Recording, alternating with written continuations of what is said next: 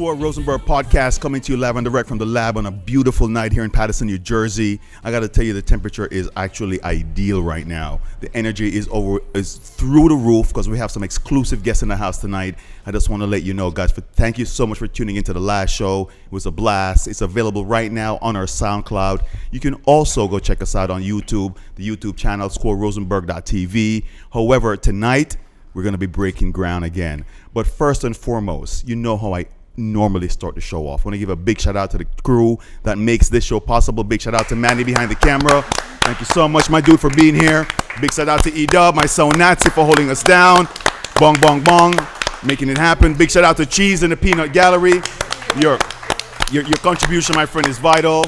And tonight, ladies and gentlemen, we are honored and blessed to have a double barrel.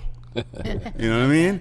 Ladies and gentlemen, round of applause for Whitney Smith and Dwayne Graham. Thank you so much for being here, my friend. Thank you for having us. Thank you guys so much for being here. Thank you for having us. I got to tell you, I really, I have always pushed to have a little pre-interview with all my guests. And I try to tailor the pre-interview because a lot of questions and thoughts come up from the pre-interview. And today, I had to shut the faucet off. Like in the pre-interview, just nothing but stuff that I want to discuss with my listeners to hear, my viewers to see how we build. So first and foremost, thank you for having an open heart, an open mind, and thank you so much for being here. Thank you for having us. Thank you for having us. So let me ask you this real quickly, as you were told where we were located, and Whitney, you mentioned that you Googled the spot. What was going on with that? Well, I Googled the spot. Well, I looked up the address. How Google shows you the picture. So I said, oh, okay. All right. I'm excited. I was a little bit nervous, but, being in here makes you forget what the outside looks like. Thank you so much for taking the hike up the steps. And I'm sure we punished you because VIP guests get to take the steps. And what was it like for you, Dwayne, taking that hike up? Oh, man, the steps made me, like Whitney, forget all about how outside was. But as I walked up the steps and as I sit here, I'm reminded that a lot of big business happens in warehouses and a lot of, perceived abandoned locations. Yes. So this is a big deal, and I'm glad and blessed to be able to be here with a big deal. No, thank you so much. And I like the way you really, on the show, we call when somebody makes or says something that's profound, we call that dropping a jewel. Okay. And you just dropped a jewel right now on Squirrel Rosenberg podcast, because in a nutshell, what you're saying is don't judge a book by its cover. Don't. Please don't. So as we get ready to jump into this podcast, and we don't want to really jump into the deep waters real quick, we kind of want to marinate out and let the tide bring us out. I would like to let each of you introduce yourself to my audience and let them know what you do. And of course, my mom brought me up well. I wasn't dragged up, I was brought up. So she said, ladies go first. Thank you. Whitney. We still have some good men out there. My name is Whitney Smith. I'm so excited to be here. I am a minister, an author, an event planner. And I like to let people know that I'm a person who loves to encourage people to be who God has created them to be. Wow, that's beautiful. What an introduction. Dwayne, good luck following that. We feed off of each other's energy. This is my sis, so following her wonderful lead. I'm a father. I'm a man of God. I'm a great son to 2 deceased parents. I'm a great brother to 2 amazing brothers and a younger sister. I'm a natural, inspirational, motivational, life coach, minister, person who just believes in always having good energy. And I just refuse to let life beat me down. Amen. That's who I am. Wow. So Dwayne thinks he's going to sneak a jewel by a Jamaican. That's not happening, bro. You just dropped another jewel. Yeah, you just dropped another jewel. And as you say, so let's go back on that last closing of your marquee. Yeah. Say that again, my friend. I just refuse to let life beat me down. Squirrel Rosenberg podcast. The jewels that are being dropped are jewels because they're very applicable to your life. And if you adapt that mantra, never let life beat you down. You can't lose. That's right. So one of the main reasons why you guys are here is because of this fascinating short story or handbook, I would want to say, or what's a better manual is a better term I'd like to use for this. They all fit. And right now it's called Meeting the Authentic You, which was penned by both Whitney and Dwayne. Where can people find this? They can find it on Barnes & Nobles, barnesandnobles.com, amazon.com. We're all online bookstores. You can get the book. Also, you can go on to Facebook and order the book as well. Outskirts Press, our publisher. So the book is accessible. All you have to do is Google Meeting the Authentic You, and you will be able to click on the link and purchase the book. Bong. So here's what we're going to do. And with all my guests, they know, we always get to find out what has been the ingredients in the pot that has simmered for this product and for both of you being here right now. I like to go back granular. And why are you so inspired? Because as I heard both of your intros, what I heard was, we love to share, we love to do for others. And in today's society, that trait is very rare. We're told to look out for self, you first. So here I'm blessed to have you guys in front of me talking something that's paradoxical, for the lack of a better term. So let's jump into this. Whitney, the family makeup, or your family makeup, what was that like? Mom, dad, tell me about that. Well, my upbringing, I come from two hardworking, determined parents. When you have kids, you have to decide, are you going to chase your career? Something might lack.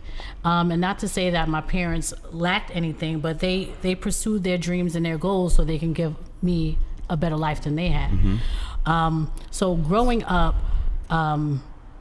they always inspired me to be the best I could be, fulfill my dreams and goals. But at the same time is that because they were chasing their dreams and their goals, there were times where I had to kind of fend for myself. So I learned a lot of how to deal with relationships and how to deal with other important information growing up as a child from my friends around me. So growing up was great, but it was also had its challenges. Unfortunately, I was taken advantage of when I was 16 and spiraled out of control. Coming from this great neighborhood, big house, picket white fence, whatever you want to, the perfect American dream. Yeah. And also two parents being at the top of their game. I still had my challenges, and I spiraled out of control, did the smoking weed, drinking alcohol to the point where falling out, hanging with the wrong crowd, fighting and all that stuff. Whoa. Right? You're kind of fast forwarding through a lot of I know, lot of things. I could go on and on and on, but you said childhood, there's so much to it. You're really, giving me the which I appreciate. Number one is I salute you for being so vulnerable and honest. But you're also speeding through a lot of the things I want my listeners to hear. Okay. So let's just slow down because you mentioned the two things. Were you the only child? I had two older brothers. So they were in college while I was in high school when I was having those issues. So So they're I'm out of the trying house. to find myself. Mom and dad are working. They're working. It's you and fending for yourself. So let me ask you this. What was a good experience from that moment that you could look back on now and go, glad I experienced that. That was something that taught me. Well, Maybe it's hard to pinpoint one thing, but what I can say is that I decided after spiraling out of control, I decided to choose me and choose my future. I didn't allow what I was going through. I had anger issues and dealing with the taking of my innocence and all those things, my parents being absent at times where I needed them. I decided that I had to not look at my circumstances and choose me. I had to choose something greater. That is another jewel that needs to be actually reiterated, because you said going through my spiral, my downward collapse, you came to an enlightenment where you choose me instead of choosing what was around me and what I was going through. Squirrel Rosenberg podcast, Whitney Smith dropping jewels here. And it's so funny, you hear that story, and the reason why I had to kind of slow you down, because there's a lot of young ladies out there who have gone through the similar abuse. And I'm sure the physical effect is also exponentially more when you think about the emotional effect. Yes. And I didn't realize that as I've gotten older, that I didn't deal with that pain as a young child. So it went through my adult life and how I handle relationships. So that's why it's so important as we're growing up, our childhood, and even being parents. We have to have conversations. We have to make sure that we are trying to, I guess, provide as much nurturing and what our kids need, so they would be able to get through their adult lives. So I didn't realize, and that's helped me, with some of the writing, that it was affecting me in my relationships as I got older. Sound like it was very therapeutic. Very. Dwayne. Yes, sir. Family makeup, what was that like? Family makeup growing up. When I look at the environment and the community that I grew up in the projects, moving to the projects after living in an apartment building with both my mom, my dad, my 2 older brothers, and my younger sister, I never really considered it at the time. And just last couple of years, I really considered how blessed I actually was to have a mother and a father living in a 4-bedroom apartment in the projects. Yeah. I never really, considered that, So growing up, going to Catholic school for my first 4 years of school, my mom working for the New York City Parks Department, and my dad working at Chase Bank. My childhood was pretty great. A lot of support. Strong, solid foundation that even with my mom and my dad working a significant amount of time, there was always love in the home, with my siblings and my uncles. Oh, beautiful. So my situation kind of took a turn once my dad passed at the age of 15 years old. So similar to Whitney's story, the spiraling for me happened once my dad passed. And things just turned into something I never would have thought things would have turned into, considering how great that childhood experience was. And the foundation he left. And yes, a strong, solid, firm, very foundation. I mean, even to some of my friends who they felt like he was their father too. Wow. He just had this strong presence. What's your dad's name? My dad's name is Donald Graham. Let's just salute Donald Graham, R.I.P. Because you definitely appreciate that. Standing black man and made an impact. It's just rare to hear that he left such a solid foundation. Yeah, so very I want solid. to salute him on that. However, let's just find out why. Now that you're here and take a bird's eye view back, why do you think because you had it a little bit different than Whitney did? Yeah. So why was it, or what was it that created that downward spiral or that out of control spiral? There's a inspirational inside of our book, and it's called that I wrote. It's called "I Didn't Know I Needed Healing." Right, that's one of the inspirations inside of the book that I wrote, and I measure my life in 5-year periods. Right, so at 15 is when the downhill started.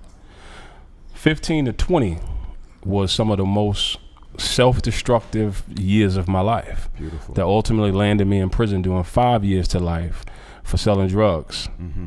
So at 20 now I'm in prison doing 5 years to life incarcerated for selling drugs. And that had everything to do with the hurt that I was experiencing from the anger and the hurt and the feelings of abandonment that I had with my father dying, passing away, that I didn't know how to even articulate. Wow. Which again goes back into the book where we start talking about conversations.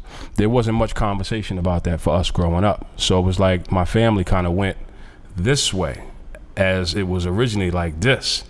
There was not enough conversation on how to deal with these emotions and feelings. It was like my siblings and I, we all went our own ways. My mom now has to take care of 4 kids by herself. And there's not a lot of conversation going on in the home about that.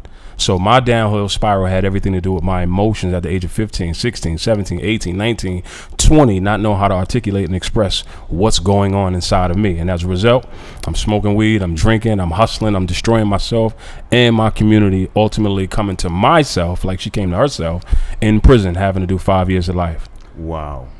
Squirrel Rosenberg podcast, the truth, the real, the authentic, the genuine is what we love on this show.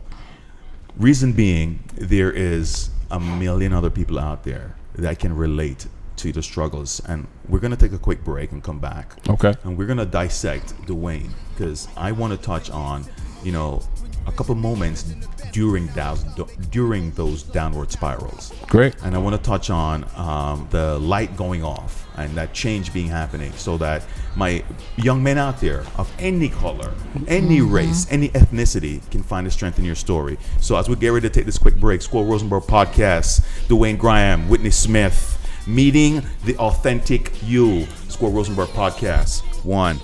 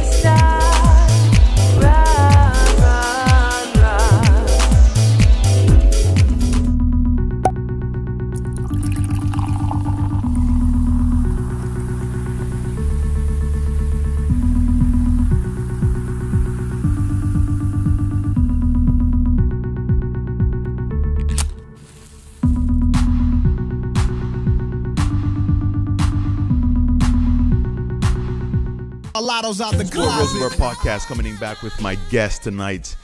I'm very, very honored and privileged to see where, what we've had so far and where this is going.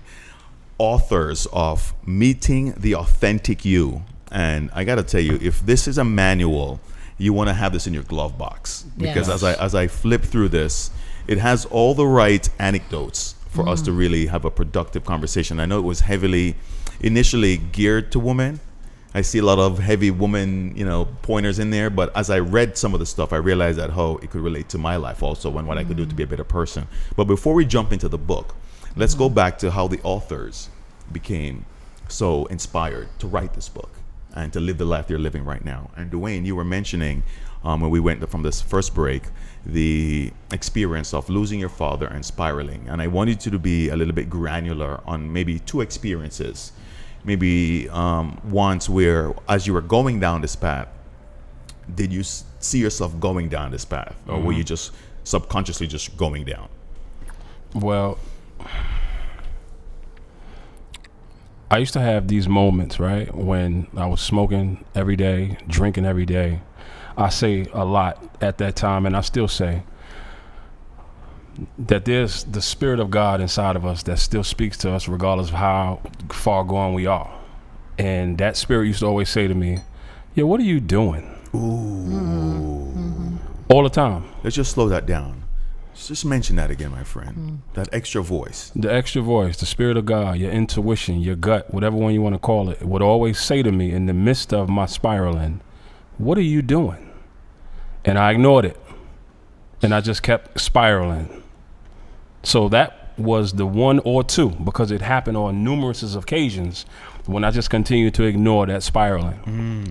And there's this saying that I heard years ago: when the pain outweighs the pleasure, you start to change. So when I'm up north during this time, the pleasure that came along with my spiraling ended because I was in pain now. Squirrel Rosenberg podcast. I have to be making sure this guy has a muzzle or something because my dude. Drop a lot of juice. I mean, but come on, bro. So, yeah, no. I have to stop you there because what I want you to just go back and just say that little piece that you mentioned. The pain and the pleasure. Yeah, once the pain. Go ahead. Once the pain it supersedes, it overrides The pleasure. the pleasure. When you stop getting pleasure from spiraling, doing whatever it is that you're doing, and you got that Spirit coming alive in you and out of you, saying, questioning you, what are you doing? The pleasure ends because the pain is too prevalent. It's too present. I'm incarcerated. I'm doing 5 years to life. I don't know if I'm ever coming home again. Let's go back to the pleasure for a little bit because that's what a lot of people are experiencing right now. Okay. So give me some of the pleasurable moment. You're in the club, you're hanging out with your boys, you got the money, the girls. Give me a pleasurable moment one pleasurable moment make you like, wow, I'm living a life. Like, you got to factor in at this time of my life, I'm a kid. I'm 17, I'm 18, I'm 19. I'm 19, 18, 17, and I'm making anywhere between $2,000 to $3,000 a night. That's too much money for a kid to be making in the 90s. So I'm shopping, I'm smoking all day, I'm drinking every day, I'm reckless with women, or rather young girls, because it's not women at the time. True. Right? So those were my pleasure moments that continue to facilitate or assist, rather, this spiraling. So let's fast forward to you got caught with the drugs, you're incarcerated, you're in jail. The pain moment. Give me one of those moments that you were like. So I'm sitting in my cell, which is also called a cube, right? And I'm sitting in there with these two guys that I just met, right? And it's my man Merce and my man Shy, two dudes from Long Island. I never knew nobody from Long Island my whole life. I'm from Harlem, right? But I gravitated towards these two guys, and they was going to church. And they used to try to get me to go to church. They was like, yo, man, you need to come to church. I was like, I wasn't going to church in New York. I'm not going to start now. They was like, nah, it starts here. So I started going, and I didn't have the knowledge that I have now, that when somebody's kind of ministering to you and they kind of take you under the wing, they have these sayings in churches where this is my father and my son in the ministry. Yes. And my man Shy, who was heavy in God, was ministering to me. Like, he was just on me. So one day he called me his son. And I had a picture on my locker of my father. And I said to him, don't ever call me your effing son. He was like, well, yo, you my son. And I looked at the picture on my locker, and I heard him say it again, and I started crying. Here's the moment of pain, and here's the moment when my healing started. Because I never dealt with the pain of my father's passing for the 5 or 6 years since he passed in 1994. Now I'm up north in 1999. So that was one of the moments when the pain like smacked me. But my healing also showed up, and I became aware that I was in pain from something that I suppressed because I was so busy spiraling. That was so profound, bro. That was so profound. And I salute you for being that fertile soil that was able to be aware of this. Because you could have jumped on a boy and beat him to a pulp because he's disrespecting you, which is what the tendency seemed to be, but not but, because after but comes bullshit. However, God intervened and spoke through him and counseled you, and wow, that's beautiful. So here you had the pleasure and the pain, and you went through this process. You get out of jail. How old are you? 24. I did 4 years and a month in prison. I did 3.5 years on parole. Now, mind you, I have a life on the back. So there's this process that you go through when you're a non-violent felon. So I was eligible to come home. So I complied with the stipulations that they had me comply with, right? And made me eligible to come home from prison. So when I come home at 24, without having to come home at 25, because I went to jail at 20, I still have stipulations that I have to adhere to. So when I come home, I'm not the me that I was when I went to prison. I now come home with a relationship with God. I come home with education. I got my GED in prison. I come home with this awakening of myself because God started using people while I was in prison to show me a parts of me that the broken me, that's why I said in the book, again, I got to plug it, right? I didn't know I needed healing.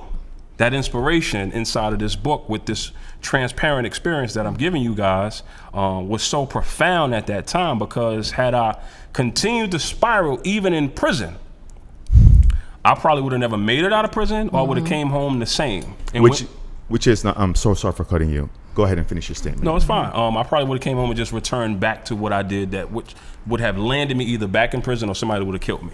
Because my plug for when I was about to interrupt you was to say that is the norm.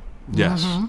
They spiral deeper, they get out, they duplicate everything they just did, and they're back into the whole prison Repeat system. offenders. So exactly. I want to salute you, my friend. Thank you. I appreciate it. For sharing that, and for allowing my listeners and myself to realize that even when you are incarcerated physically, mentally, there's a ministering that can still happen if you're that fertile soil. So as we take this break on Squirrel Rosenberg podcast, we're going to come back, get into a conversation with Whitney, hear the rest of her stories, and wrap this up. Squirrel Rosenberg Radio, Squirrel Rosenberg podcast, meeting the authentic you. Whitney Smith, Dwayne Graham, Bong.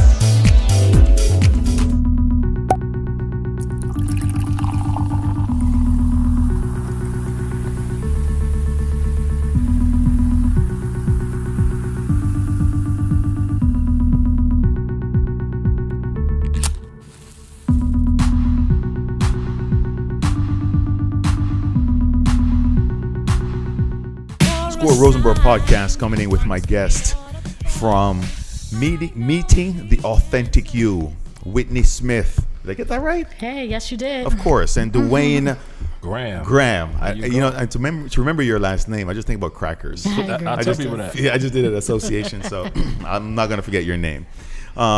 once again, Dwayne, I thank you so much for sharing what you did. No problem. And what I've learned from that story of your journey, and I am fortunate for you to have been so aware of that journey.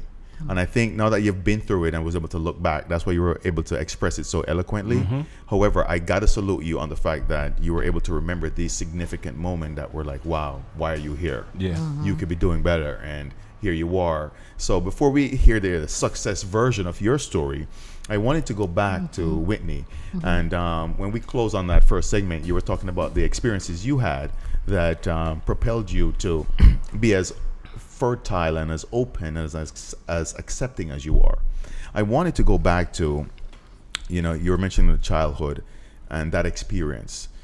And if you don't mind me asking, was it a family member or a friend that violated that trust? Because I want to see how you recovered from that. It wasn't a family member or a friend. It was somebody I met in the mall. Being too fast? Being too fast. If you're being too fast. And my friends, I invited him over to the house. My parents are working a lot. I invited him over to the house. Friends are there. And so you probably have free reign of the whole spot. House. Yeah. Lived down the street from my school at the time. And everybody was over my house. We were going to a basketball game after. And they left. I stayed back, but I was going to meet them there. I said no, no, no. And he said yes. So the thing is, I didn't heal from it until later on in my young adult life, I would say.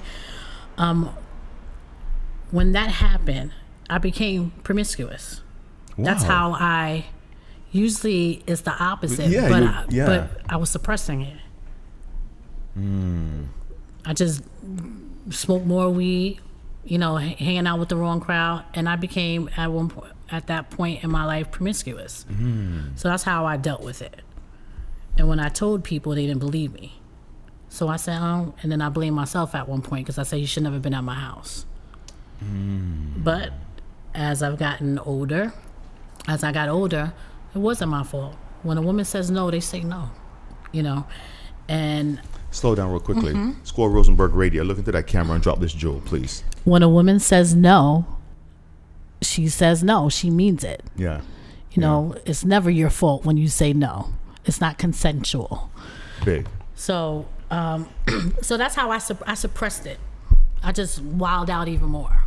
But I became promiscuous after that. So as you were going through this wild out process, and I never shared the promiscuous part. No, thank you, Squirrel Rosenberg. We're here. That's what we do here. We get the real out. No. But here's what's so interesting about that, and you may say I never did share that. I never share that piece, but there's a young lady out there who's going through the exact spiraling. I agree. And she's listening to this podcast going, let me hear how she turned her life around. What was it that was that tipping point? But you know what? I'm able to say that now is because I'm my authentic self. I don't regret my past, so to speak, but I'm comfortable with who I am today. So that's why I'm able to say that, and I healed from that. And you've penned a great book, Meeting the Authentic You, because you did meet the authentic you. Exactly. So here's what I want to slow down and mention, because you said something that was beautiful, because meeting the authentic you during that time. Try with me. Go back to that time, because you realize that you weren't really firing on all cylinders at that time. When was it, or what was it, just like Dwayne expressed in his story, that made you go, this isn't me? Or what was it, if you remember? When I started to change, or this turnaround, during that period of time, I was angry. I was a student who was very smart but never really doing my work. I was just being this person. And when I say I choose me is when I applied for colleges. I applied for 10 colleges and I only got into one. Right? And I realized everything that I have, what I've been through or what I was going through, whatever the case is, following the wrong crowd. It was that moment, and it was also a moment where I was in the projects and fighting. Me and my girlfriends were, well, the friends I was hanging with at the time, fighting in the middle of the projects, and I'm the only one still fighting as they all left. So it was a couple of moments where I said, something's not right here. It wasn't as prominent, I would say, as Dwayne's, but that's when I started shifting, and I said, wait a minute.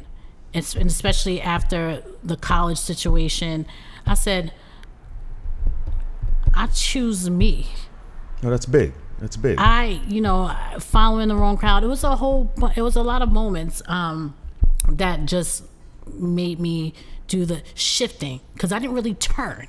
I started shifting. Yeah, that's big. That's big. I started shifting. And, as you were talking and you were emphasizing the points by your fingers on the table, if you want to leave here with those fingers, my son Nazi will tell you, do not hit the table.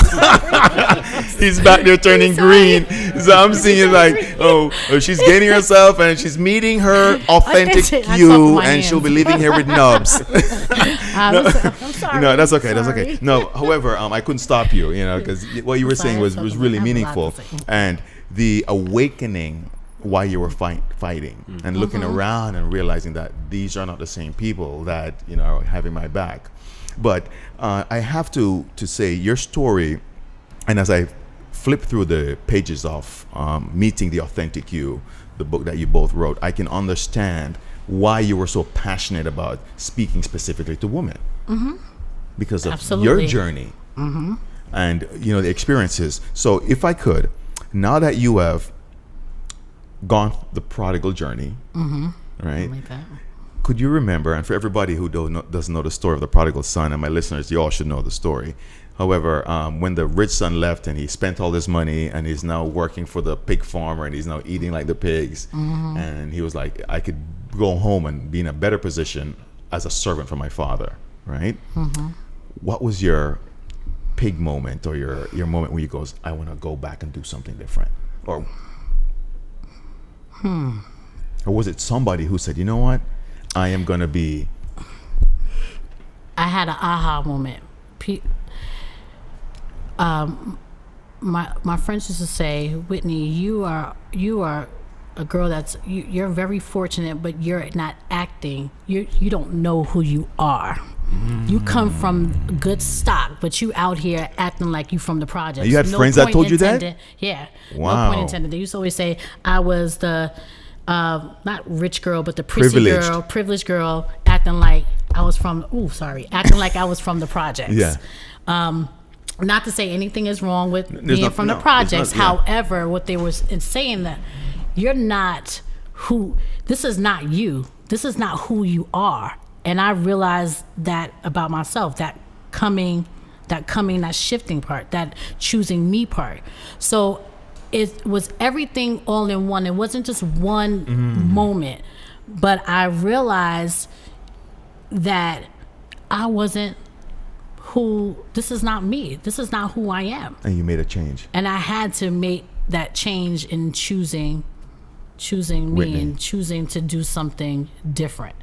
Squirrel Rosenberg podcast, an intimate stroll through the life of two very well-lived, well-experienced authors. And as we come back from this break, I want to get into, now that how you met and the penning of these thoughts, this manual you've put together for people to really live their life through. So we're going to take a quick break, come back. Squirrel Rosenberg podcast, Whitney Smith, Dwayne Graham. Let's get that right. I'm so profound right now. It's just like, wow. We're going to take a quick break, come back, wrap this up. Squirrel Rosenberg Radio, 1.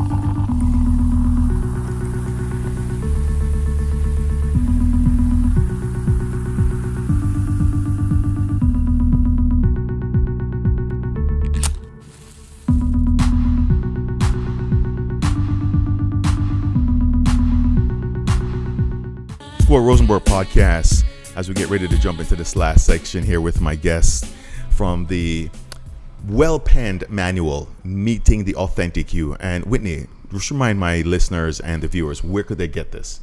Amazon.com, Barnes & Nobles. We're all online bookstores. Books are sold online. Just Google Meeting the Authentic You, and the link will pop up. Facebook and Instagram as well.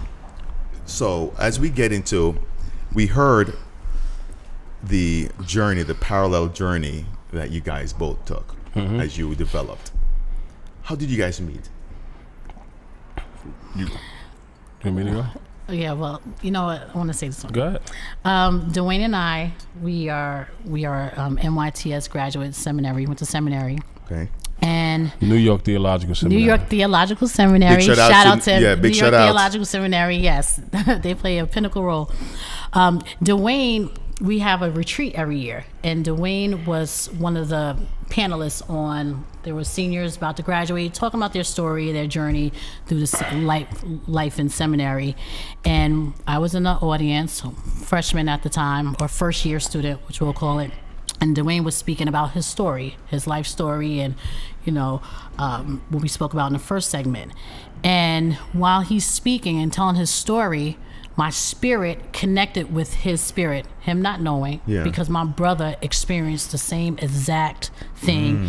Not the same exact thing, but it was along the lines of the same story. You could empathize with everything. Empathize as far as the jail, almost having life in jail and all that. And my spirit gravitated towards him, and I said, man, that's powerful. It's my brother's same story. So after the retreat, I went up to him and we started talking and having a conversation. And now, you want to take it from there? We just clicked. You know what I mean? Just to simplify it. You know what I mean? I was open to answer the questions that she had in regards to my experience. I valued and appreciated her openness and her transparency to share about her brother's experience. And through that, because of that, look what we were able to create. All right, so to make sure there's a transparency here, because when I came in, I asked if that was your husband, and you said no. So is that your boyfriend? No. You said no. No.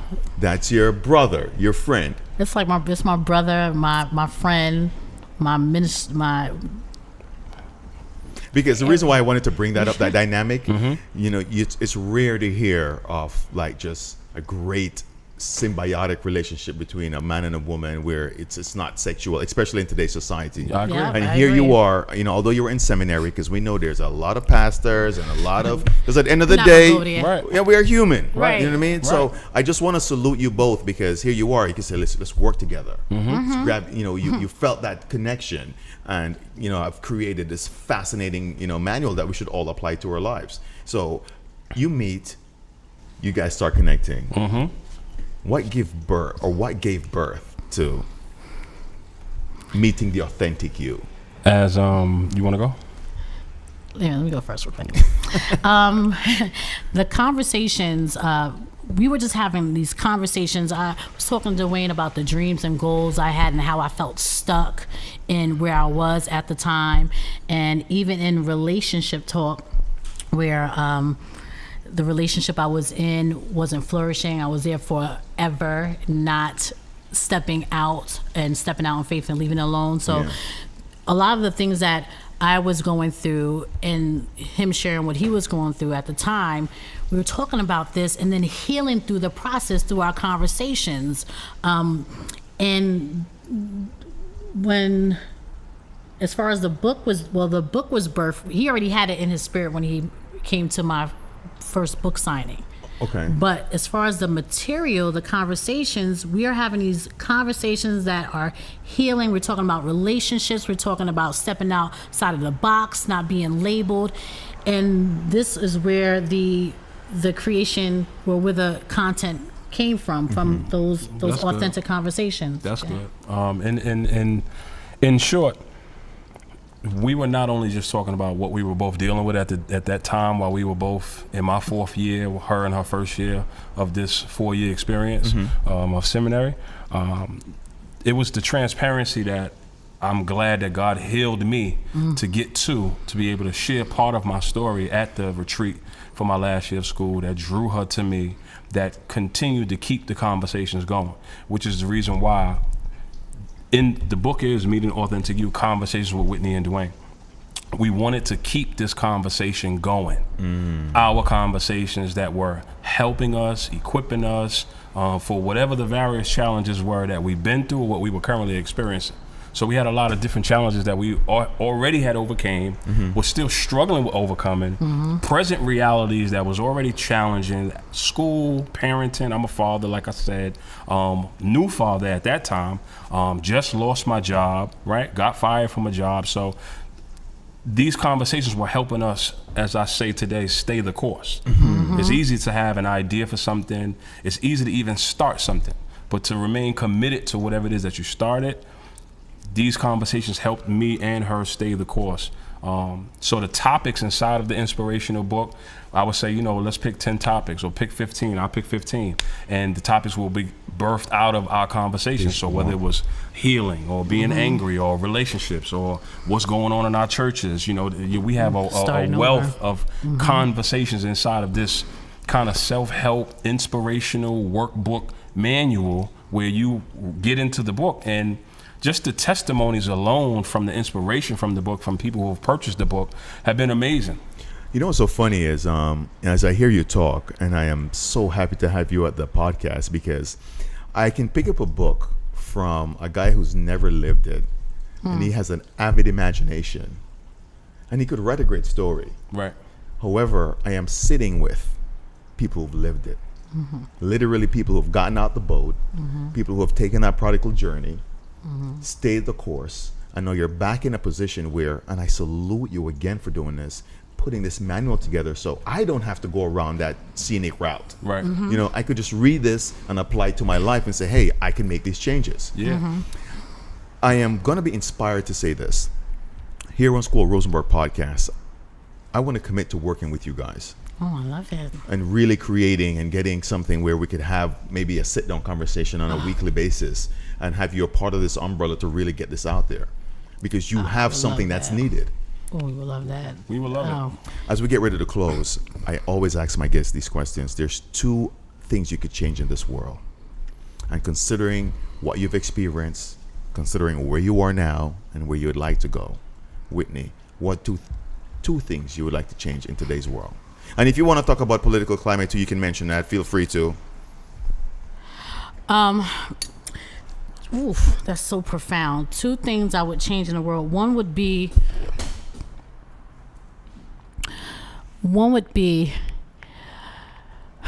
I would want people to become who God has created them to be.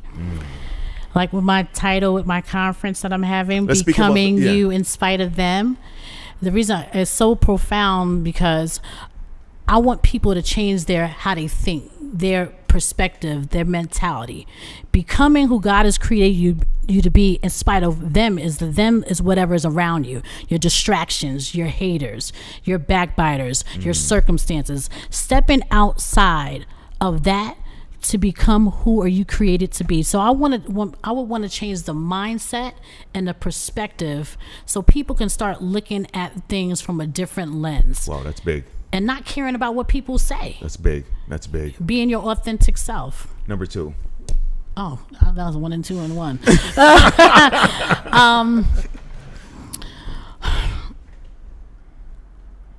I will also want to change how people, that's a good question. People being okay with their past. Okay? Being comfortable with their past. Big. Because your past, even though we don't want to look through the rear view mirror and invite those things in our past, but it still makes us who we are today. Squirrel Rosenberg Radio, another jewel being snuck by me. Say that again. Your past.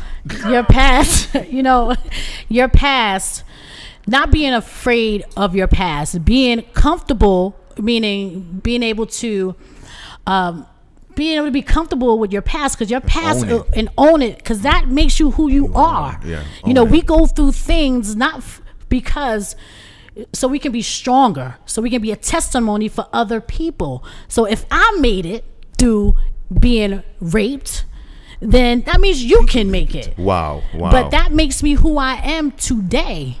As far as I don't condone it, I didn't understand it by at the time I had to go through it. And not to say that that's something that God, whatever the case is, I can get into it. But it's made me who I am today. Yeah. So you didn't allow that opportunity to your define past you. is what Yeah, that was helps big. you That was big. in That's the heavy. future. And Oh, God, I could one of the talk all things day. I got to tell you about your two choices, what I got from it, you're empowering people. Mm-hmm. And if I'm able to apply those two things you want to change to my life or to any life, that person will be a wealthy person. And we're not only talking about financially. So thank you so much. thank- And that was a very great point. Thank you. Dwayne, two things you could change in this Yeah, world. time to think. No, I was ready. Stay ready. Stay ready. Two things you could change. The two things that I would change is continued ongoing conversations about people evolving into their greater versions of themselves. What do I mean when I say that? The greater version of you, because as we journey through life, we experience different versions of who we are. True. Right? And when I was in the streets selling drugs, destroying my life, destroying my community, that version of me is no more. True. But through conversations, through healing, through truth, through, more importantly, relationship, and not relationship with religion, but relationship with God, right? I evolved into a me that I now live out that purpose. Where if greater you're you. not living, if you're not in relationship with God, not religion, right? Not the rules of religion, but relationship with God, where you Beautiful. have this freedom to evolve into your greater version of yourself. You participate in the advancement of humanity and creation. And that is the one thing that I would love to see. Because when you don't have that connection, that relationship, and you're not in these kind of conversations, you take jobs that you don't belong in. You're in vocations that you don't belong in. Yes. So you become a Right. police officer, you hurt people, that's because you're not supposed to be there. You Right. go into politics, you're not supposed to be a politician. You might even become the president, but you're not supposed to be the president. Easy, You go into easy, different my things, youth. right? Easy, my youth. preaching Squirrel up here. Rosenberg podcast.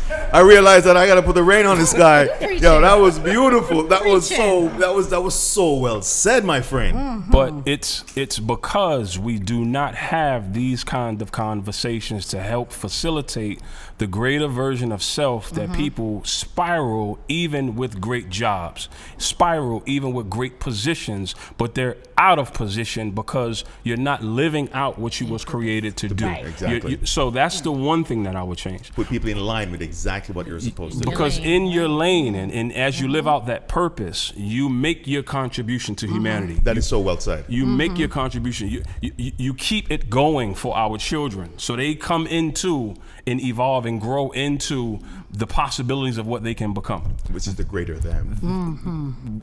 which is what I believe, right? My spiritual beliefs, not religious beliefs, is what and why God created us. Greater extensions from a incomprehensive God to live that stuff out, to tend to the garden of humanity, the garden of creation, right? That is the one thing that I would love to see. Divine spiritual conversations where people are encouraged to meet the greater version of themselves. Because there's another version of me. I'm still evolving. This me right here will not be the me a year or 2 years from now. It will be a Right. greater version of me. You know what's so funny is I can, Right. you know, for even with our show, when we started the show, we are such a better version of what we've started. And we've applied all those principles. And as we get ready to close on the show, I'm going to insist that you come back, number one, because I love the synergy of male and female pooling their resources together. There's no, the sexual innuendo isn't there, and we're putting a book together so you can apply to your life, regardless of what social stature you're on, Right. regardless of the ethnicity, regardless of where you are on a religious or a spiritual level. These are things that could be applied. So as we get ready to close, Dwayne, Whitney, thank you so much for Thank being you for here. having us. I had a good This is time. unbelievable. Longer. Squirrel Rosenberg podcast. Whitney, real quick, tell Thank them you. about your conference. Well, this is our second annual Women's Empowerment Conference. It's called Go Get It. Reach for it, push towards it. It's at the Marriott, October 28th, 2017 in Terrytown, New York. Panelists, dynamic, workshops, dynamic, and go get it. The theme is becoming you in spite of them. Whatever your them is, you're going to become who God has created you to be. Squirrel Rosenberg podcast 1. It's broke, there's money to be made. I'm on the road to the riches, you in another lane. I'm all alone at the bar, take a